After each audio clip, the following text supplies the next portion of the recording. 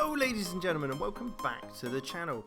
So today we are looking at another Football Manager experiment, and we are looking at how would PSG do in Liga if they played extremely defensive football. So if they went ultra defensive all season, how would they get on? Would their players and their superiority in their players get them through anyway? Or is ultra defensive, can it ever work?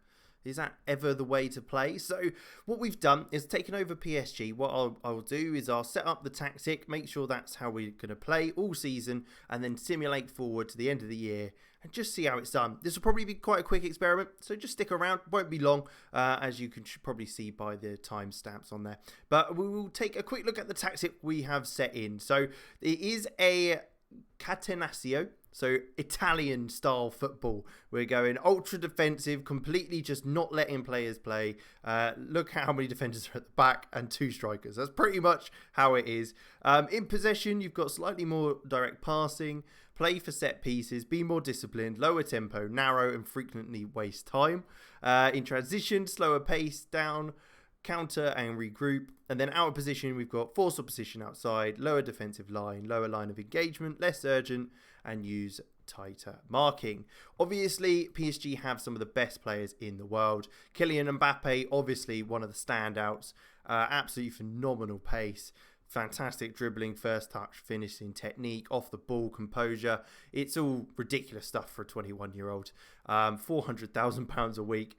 Will he be able to do enough along with Neymar to get stuff done for them up top? I mean, another incredible player. Absolutely perfect in regards to dribbling and technique and flair. It's lovely. It's just so nice to see. But yeah, like I say, we will simulate forward. It'll be interesting to see kind of who plays where for them in the setup, and also how the season goes for them. Will they be able to compete at the highest level and be up at the top of the league, or will it be a case that catenaccio just does not work at all? As you can see, they've won plenty of leagues previously. Will this be the first year in a little while that they don't? Let's find out. And here we are. They finished second. Marseille won the league quite comfortably in the end by 6 points, and PSG finished in second place. But one thing I have noticed is Kylian Mbappe still got 30 goals in the season. How has he got 30 goals in the season, but they've not won the league? He scored the majority. He scored more goals than the rest of his team combined in the league. If anything, that just shows how ridiculous he is, in how good he is. As you obviously looks like the performance wasn't quite good enough to get them the title, but they did get in the top 3, so they've got Champions League football. Let's look at the stats. So team overview. Most goals, PSG was 6th in that, where you'd normally expect them to be top. Points per game, they obviously up there as second place. Most shots for, they had very little shots, so it looks like PSG are a good conversion rate when it comes to shots. Fewest shots against as well. Makes sense considering it is a defensive formation, so you'd expect that. Best pass completion, they're not up there for that, or possession. Again, stuff that you wouldn't be surprised about. Not many tackles won or dribbles made, which I'm quite surprised at, as I'd have thought they maybe would have needed to be a bit more dribbling forward with Mbappe and Neymar up top. Most clean sheets though, 21, 4 ahead of anyone else. Makes sense. And then fewest conceded as well. 28 compared to Nimes and Marseille, who are only 4 ahead of them. So shows that maybe defensive formations aren't always the way to go when it comes to not conceding, as you obviously just invite pressure on. Now, transfer spend, obviously they're up there in 3rd place, which is surprised that they're not higher. Games without losing, they're not on there. But let's take a look at the team detailed lists, so we can see average possession, they're dead bottom for that. Headers won, are they very high? Nope, they're dead bottom for that as well. Headers won ratio though, they're 7th, so yeah, okay, that makes sense. Yellow cards, okay, it's good that they haven't conceded many yellow cards. They are 11th for red cards, however. Points per game, obviously 2nd, which makes sense. Home form, they're very poor home form.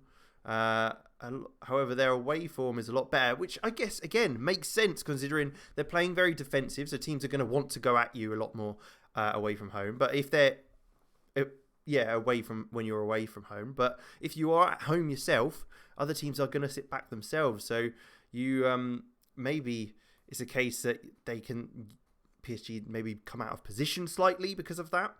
Interesting, certainly, to see. But player overview, most goals, obviously, Kylian Mbappe, ahead of Steve Mounier.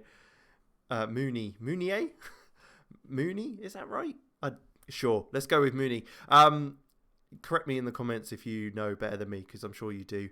There's a 13 goal difference between Mbappe and Steve there. Most assists, haven't got any on there, so it must be just a case of him doing it on his own effectively. Most shots, Kylian down in 6th there. Most player of the match is Neymar's up there as well. Again, the 2 influential players that needed to perform to make it happen. And there you go. I think that's it. Doesn't look like many other options other than obviously most clean sheets were Keylor Navas, and then fewest goals conceded as well. Keylor Navas only just joined with Moulin really for a couple of appearances there. But there you have it.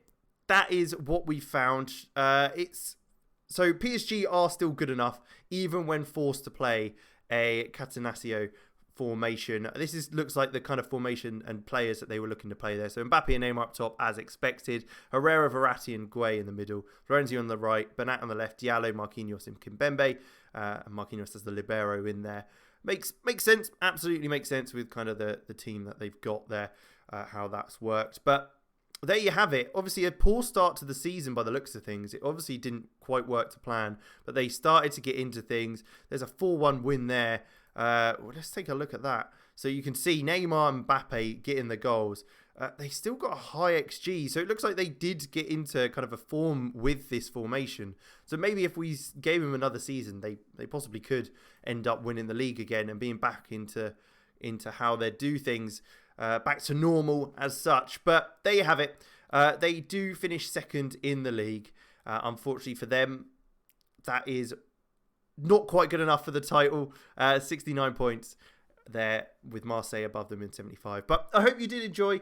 Like, subscribe, all that good stuff. A bit of an interesting one today. Nothing too much out there. But let me know if there's anything else you want me to do like this, setting a club up with a specific type of tactic just to see how they can do. It'd be good to see. So like, subscribe, all that good stuff. And like I say, I will catch you next time.